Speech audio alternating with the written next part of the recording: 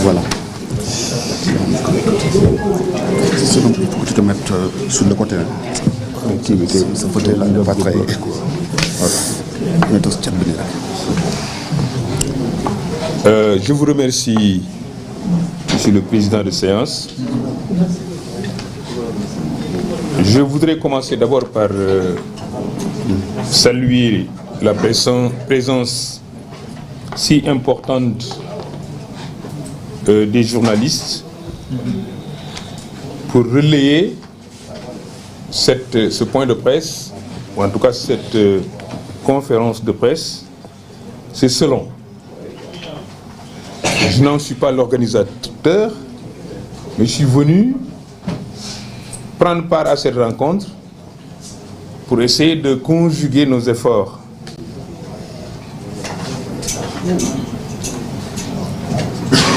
Je dirige un mouvement citoyen qui s'appelle Manko Mouch, mouvement pour l'unité, la cohésion et le civisme.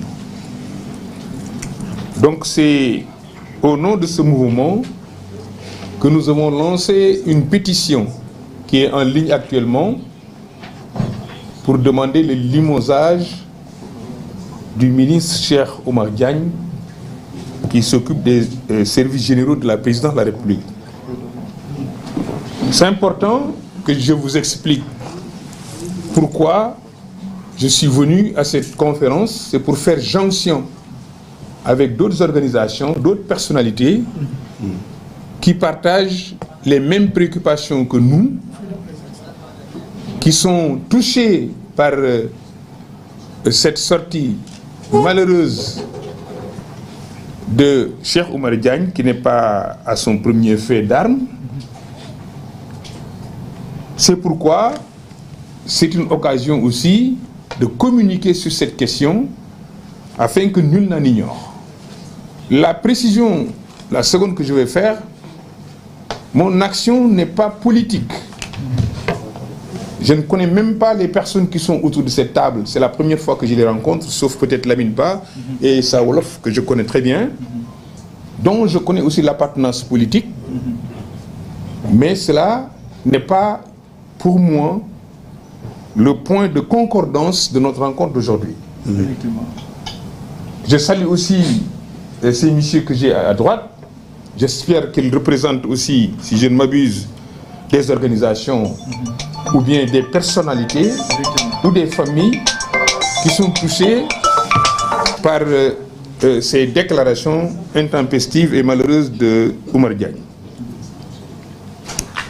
Car il s'agit aujourd'hui de prendre en charge une préoccupation citoyenne, mais qui concerne la nation sénégalaise, qui concerne notre peuple, qui concerne l'Afrique, comme vient de le dire Monsieur le Président de la Fédération, parce que les tirailleurs sénégalais ne sont sénégalais que de nom.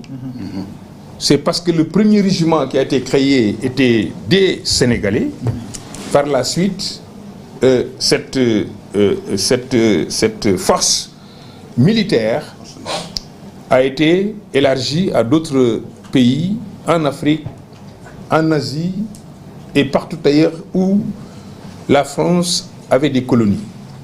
Il y a une précision importante à faire, parce que sinon, nous allons tomber dans un débat d'opportunité, un débat historique qui n'est pas le nôtre. Personnellement, je n'ai pas de problème de débat historique. Même si j'ai fait histoire, même si je connais l'histoire des tirailleurs, ce n'est pas mon propos. Mon propos sera axé sur le comportement d'une autorité publique à l'égard de son pays.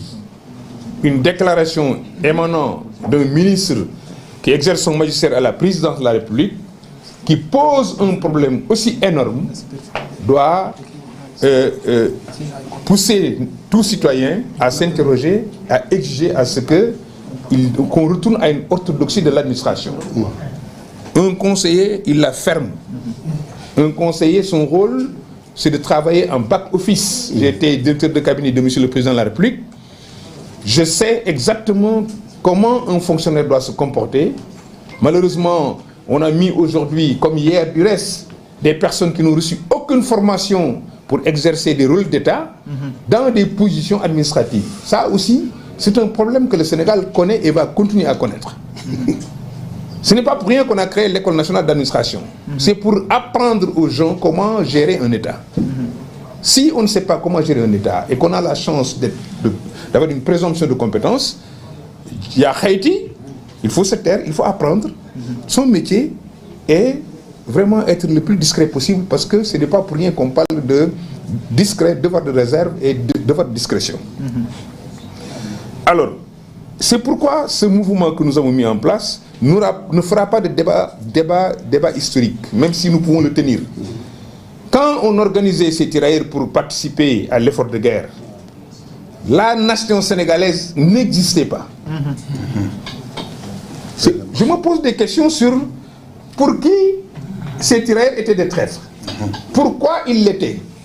Traîtres par rapport à qui ou par rapport à quoi? Voilà. Moi, natif du Ndoukoumane, dont le père a été envoyé par son propre père, son oncle roi, qui était le Boulom Ndoukoumane, qui avait envoyé son fils aîné, son second, qui a envoyé 4 de ses neveux. Mais c'était une décision d'autorité, c'était une décision de souveraineté d'un chef de province. On ne connaissait pas le Sénégal en tant qu'entité politique connue comme vous le connaissez aujourd'hui. Sinon, la Dior n'aurait jamais allé combattre Boursine comme de fait à Samb. Sinon, la Dior n'aurait jamais attaqué Sidia dans le Wallo pour l'empêcher de reprendre son trône. Effectivement. Parce qu'on n'était pas encore un pays. Pendant cette période-là, quand quelqu'un décide, parce que son père lui a dit, écoutez, Mirum Gourle, solo soldat Jotna, ne pas le faire, moi, Dagadaou. Les gens qui, à l'époque, refusaient de se faire recruter, ils prenaient la tangente, mais ils ne revenaient plus jamais dans le village, parce que c'était une honte. Ce sont ces faits de bravoure qui ont poussé certains à décider eux-mêmes d'aller au front, d'accepter d'être recrutés. Mon oncle Adama Gaye, après avoir été désengagé dans les tirailleurs, il a continué dans l'armée française. Il est revenu au Sénégal, il était adjudant. Donc, j'estime que c'est des choix personnels. C'est pourquoi nous sommes là en train de nous battre pour que nos vaillants anciens qui ont combattu pour libérer le monde de la tyrannie. Vous l'avez dit tout à l'heure, si Hitler avait gagné la guerre, peut-être aujourd'hui nous-mêmes nous serions été aujourd'hui, comme les Juifs, on a fait l'Holocauste parce qu'ils n'aimaient ni les Juifs ni les Noirs. Ils portent les stigmates de ces guerres. Pourtant, Cheikh Oumar Diagne les a traités de traîtres avec désinvolture et continue de le faire. Il ne s'est même pas repenti. Ces déclarations choquantes et répétées insultent non seulement les tirailleurs qui viennent d'être honorés par le président de la République, Bassirou Diomaye Faye, mais aussi il insulte, il dénigre, il remet en cause les études de nos chefs religieux qui ont permis aux Sénégalais et à l'Afrique de pratiquer un islam confrérique fait de dialogue religieux, de modération, d'amour et de paix.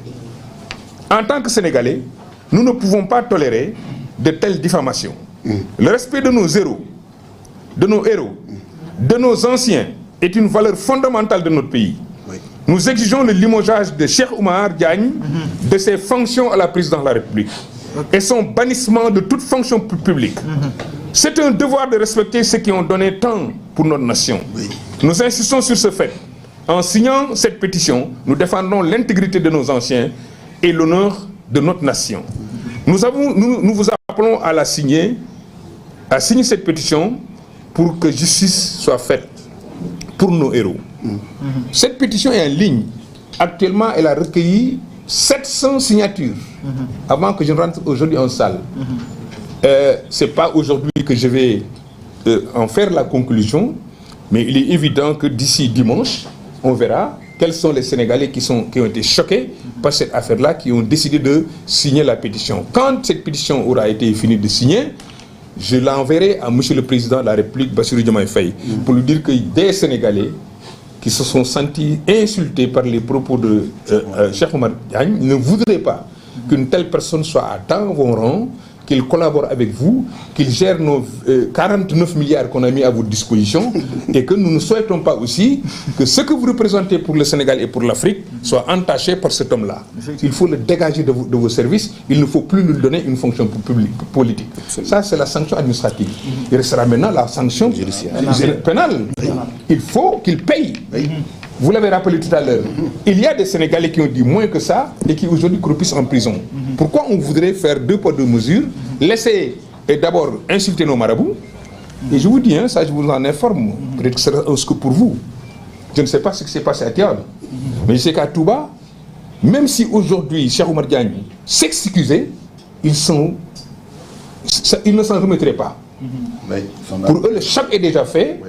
Ils tiennent ça en rigueur. Par contre, ils n'en tiennent pas rigueur au président parce qu'ils disent que peut-être que aussi quelque part am na cër bu leen yàlla may Sëñ Touba doy na leen. Man je suis talibé Sëñ Mountakha, je sais ce qui se passe dans la famille. La dernière fois que je suis allé à Touba, le dernier boubou qu'il m'a envoyé, il y a une semaine. On a évoqué cette question devant comment dirais-je Moussa Nawel, Sëñ Moussa. Ils ont dit li weesu na ba pare li muy def ci lu ñaaw def na ko ba pare. lenn mënu ko effacer. Mais nous Sénégalais am suñuy sëriñ am suñuy maam ñu dem guerre ñibbisi quelqu'un se permet lui parce que jàng na diitil man fu ma amee diplôme il faut que ngeen xool ko journaliste aussi ngeen laaj ko di saaga nit ñi loolu du yoon. Alors il nous a porté préjudice, il a porté préjudice à des millions d'Africains. Ñun ragaluñu tubaab bi à l'époque du ragal tubaab bi à l'époque tubaab bi moom fii dañu waxante dëgg. Comme tey ñi nga xam ne ñoo nekkoon biir Afrique biir Sénégal di def guerre pour am ay territoire mais Lat Dior bi mu doon xeex lu tax mu doon xeex vous pensez que c'était pour les beaux yeux des Joola de la Casamance ou bien les Peuls du Foladou ou bien les Naar de Jolof. Il voulait récupérer son terroir, il voulait récupérer son Kajoor. Maba bi muy xeex contre ñun Saloum dafa ñu fekk maam kii sëtam la man moo bokk maag moom mais dafa fekk suñuy maam ñu am ay ndombo tànk am cër Saloum di falu ay Saloum nekk ay gelwaar dafa ànd ak ay nit xeex leen jëlee leen seen nguur pour installer moom nguuru boppam donte l'islam a nga ci loolu si dëgg la. Est-ce que pour autant Maba dafa trahir qui que ce soit ou bien ñu doon ànd ak Maba di xeex dañu doon trahir non jamais peuple moo mel noonu jamono day jot peuple bu nekk day def lu ñu expansion wuti ay doole feneen Sénégal bu amul loolu da koy jéem. am na fi jamono bi ñuy attaqué fii dem Gambie pour rétablir l'ordre nañu waxante dëgg guerre d'expansion la woon am na mu nu mu doon demee bi ñu defee Sénégal bi noonu lañu naroon jaaree ñu ne Gambie ñu nekk benn réew malheureusement ça n'a pas abouti à la fin. Donc il faut qu'on recontextualise ce qui s'est passé mais du tax nag Oumar Diagne yaakaar ne képp ku xeexul ak tubaab bi rek traître nga waaye moom ñi jànge woon ci tubaab bi nag ñi dem ci tubaab ba mu jox leen licence jox leen ay lijaasa jàngal leen xam-xam ba ci mënta waxtaan utiliser seen langue di jox ay traître la ñooñu. Tout n'est pas mauvais dans nos relations avec les Touaregs. Oui. Il faut être un peu lucide pour comprendre cela et se battre sur l'essentiel. Nous sommes en train de nous battre pour une autonomie. On a déjà notre indépendance. Il nous faut nous battre davantage pour que notre coopération avec les autres pays soit une coopération gagnant-gagnant. On ne peut pas nous isoler, on ne peut pas vivre ex nihilo. On a besoin des autres. La France a besoin de nous. Nous avons besoin de la France. Nous avons besoin des États-Unis. Ils ont besoin de nous. Le Mali aura besoin du Sénégal, il aura besoin de la Mauritanie, il aura besoin de la France et des États-Unis. Maintenant, il faut essayer de réinventer de nouveaux rapports dans la communauté internationale. Ça, c'est le bon combat. Mais c'est le combat derrière.